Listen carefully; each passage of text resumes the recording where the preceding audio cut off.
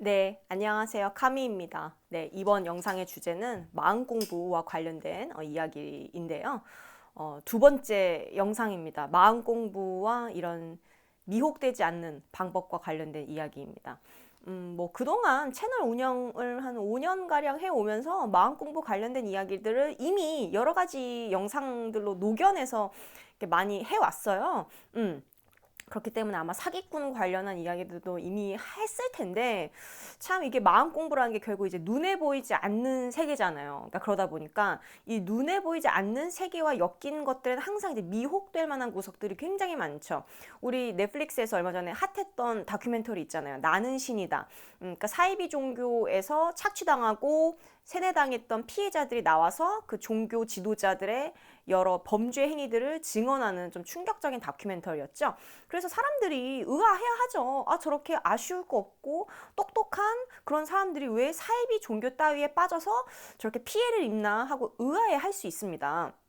근데 의외로 똑똑한 사람들도 이런 사이비 종교에 넘어간다는 거.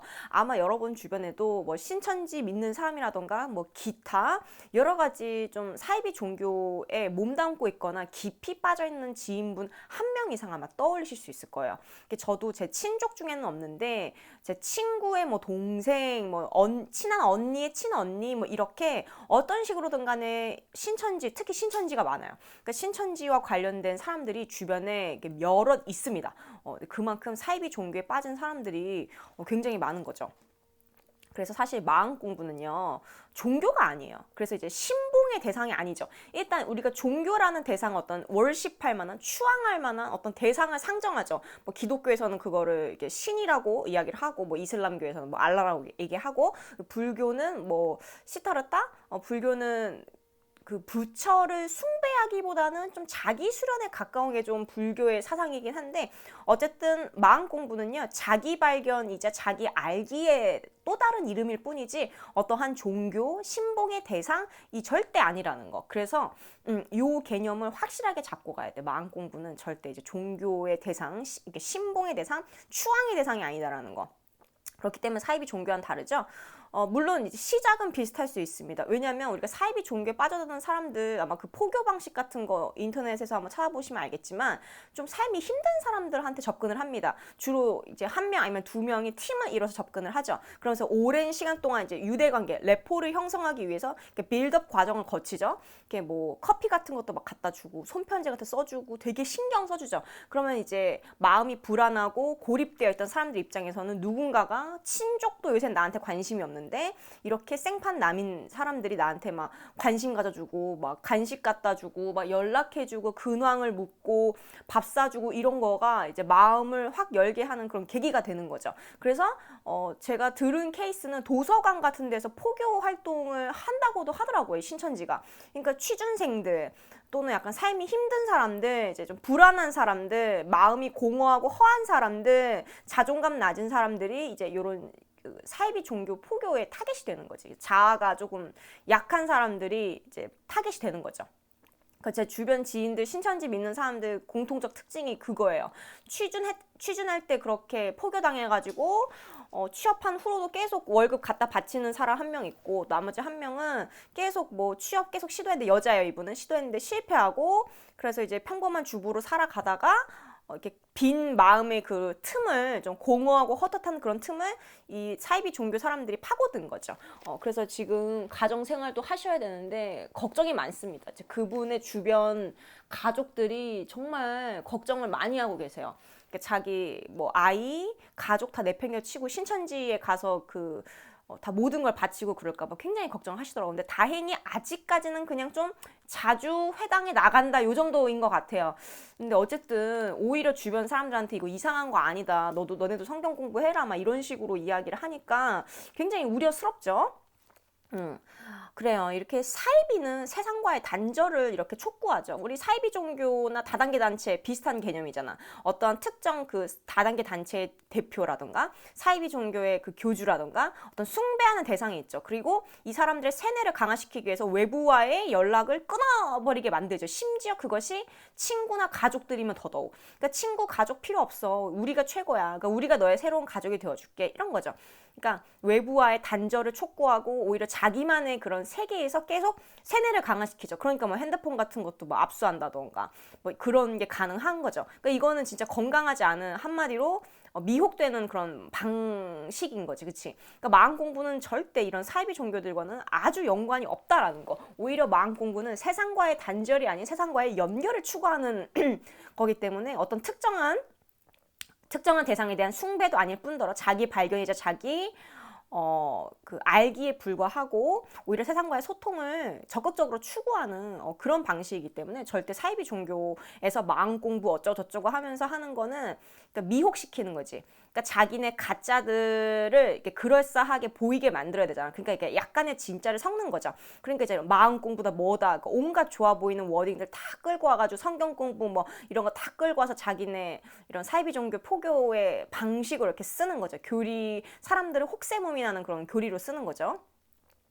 자, 그리고 이런 믿음을 이렇게 타령할 거야. 그 믿음 타령하지. 사이비 종교에서 특징이 믿음 타령하잖아. 뭔가가 안 되면 그건 너의 믿음이 다 부족하기 때문이야. 그러니까 자, 믿음이 부족해서라는 명분을 붙이면요, 정말 모든 거에 다 면죄부를 줄 수 있죠. 그쵸? 그러니까 내가 뭔가 이제 일이 안 풀리는 거, 내가 뜻한 바대로 되지 않는 거, 이게 다 뭐예요? 결국 나의 믿음이 부족하기 때문인 거거든. 그러니까 이제 믿음이 부족해서라는 그 말 앞에서는 모든 핑계들이 다 소용이 없는 거지. 다 무력화되는 거죠. 그죠? 그래서 이제 믿음이 부족해서 그렇다, 뭐 이런 거. 인생이 어려운 거는 사실 믿음이 부족해서가 아니죠. 인생이 어려운 거는 원래 우리 부처님도 말씀하셨잖아요. 생은 고라고. 그러니까 인생은 원래 어려운 건데, 그런 이제 그런 어려운 과정들을 우리가 마음 공부하는 이유는 알므로써, 한마디로 우리 자기 자신에 대해서 알므로써 어려움을 조금 이해하고, 그 이해하고 받아들이면은 해소가 되니까, 이제 무명에서 벗어나는 거잖아요. 그쵸? 이제 그런 게 우리가 마음 공부의 목표인 거지.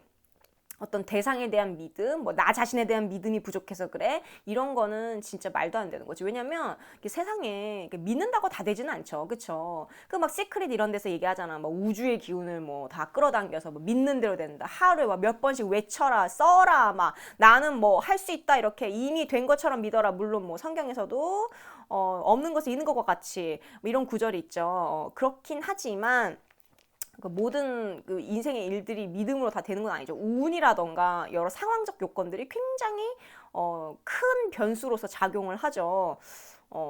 그치, 인과 연 등도 중요하고 많은 변수들이 있습니다. 그래서 마음 공부는요, 마음 공부의 목표는 뭐냐? 깨달아 어려움에서 벗어나는 게 우리의 목표입니다. 그러니까 최종 종착지가 뭐냐?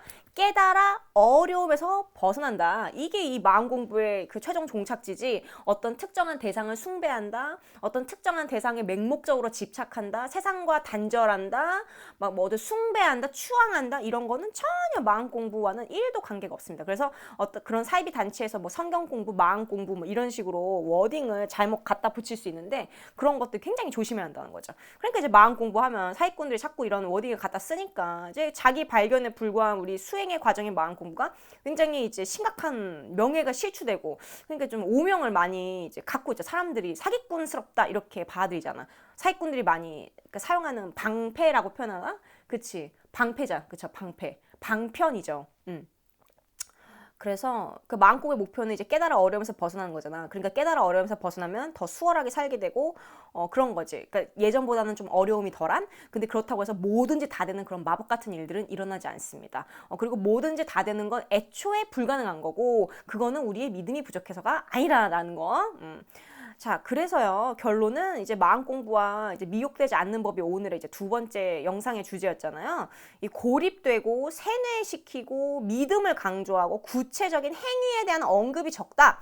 가족과 친구 그리고 직장, 자기 밥벌이, 현실적 문제로부터 멀어지게 한다. 이거는 이제 사이비, 100% 사이비라는 얘기죠. 마음 공부는 이것과는 연관이 없습니다.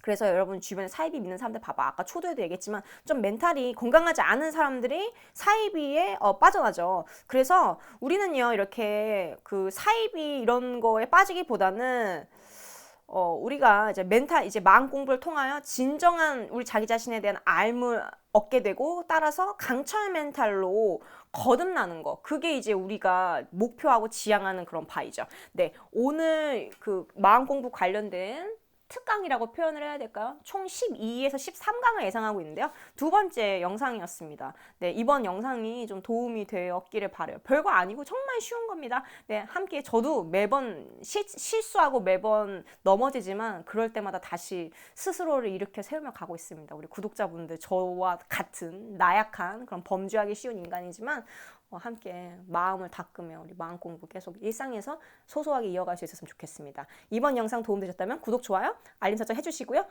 또 다음 영상으로 찾아뵐게요. 안녕히 계세요.